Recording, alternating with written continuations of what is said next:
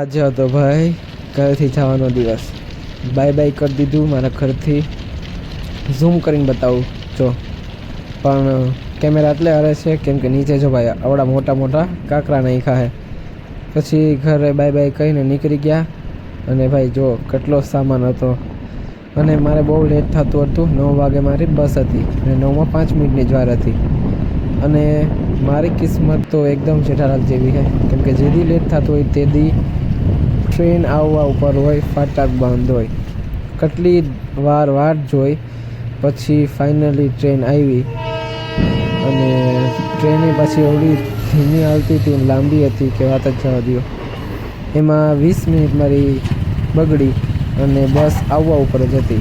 પછી જેમ ફાટક ખુલ્લી આમ ફૂલ સ્પીડમાં ભગાડી અને ફાઇનલી હું પહોંચી ગયો બસે.